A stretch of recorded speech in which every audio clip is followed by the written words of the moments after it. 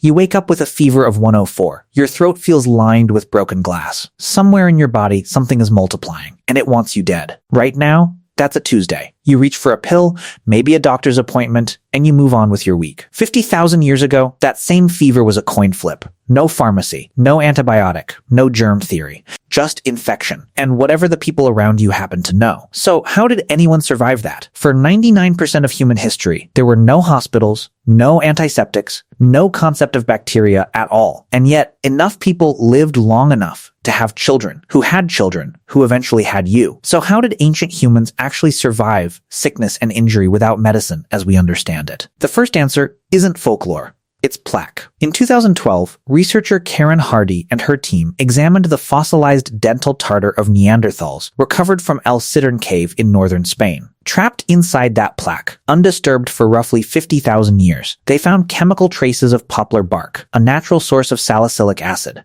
the same compound your aspirin is built from. They also found a strain of penicillium mold, a natural antibiotic. One Neanderthal in the sample had a dental abscess and a gut parasite. He'd apparently been self-medicating for both. That's not superstition. That's pharmacology, 10,000 generations early. So what changed the picture completely? A frozen body in the Alps. In 1991, hikers found a mummified man in the Tstal Alps, on the border of Austria and Italy. Researchers, led by archaeologist Konrad Spindler, dated him to roughly 3300 BC and nicknamed him Tsi. In his pouch, 2 pieces of birch polypore fungus, a species known to carry anti-parasitic and mild antibiotic properties. Later analysis of his gut found whipworm eggs. He was carrying medicine for a condition he already had. Everyone assumes prehistoric people just endured illness until it killed them. The evidence says otherwise. They diagnosed, they treated, and sometimes it worked. But sickness wasn't the only threat. What about catastrophic injury? A shattered skull should have been a death sentence. In the 1870s, French physician Paul Broca examined a set of Neolithic skulls unearthed in France, each one with a section of bone deliberately removed, a procedure now called trepanation. What stunned Broca wasn't that people performed brain surgery with stone tools. It was that the bone around many of the holes had smoothed and regrown. That's healing.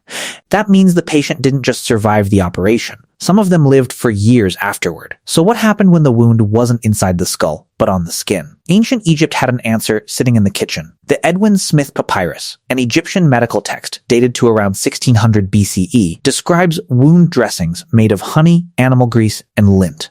Honey has almost no water content and produces hydrogen peroxide. When it contacts tissue, it's mildly acidic and it starves bacteria. Modern wound clinics still use medical-grade honey dressings today, thousands of years later, for the exact same reason. Here's where it gets strange, though. Some of the most cited proof of prehistoric medicine may not be proof at all.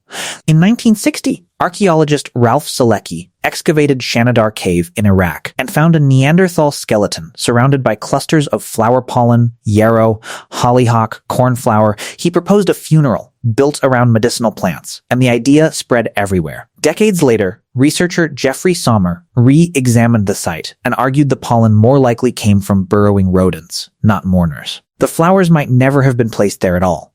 That's the uncomfortable part of this story. Not every ancient treatment worked, and not every trace of ancient medicine is what it first appears to be. Some of it is real chemistry. Some of it is projection. Modern minds wanting prehistoric people to have already figured out what we figured out later. But strip away the myth, and something sturdier is left standing. The dental plaque, the fungus in Z's pouch, the healed skull, none of that happened in isolation.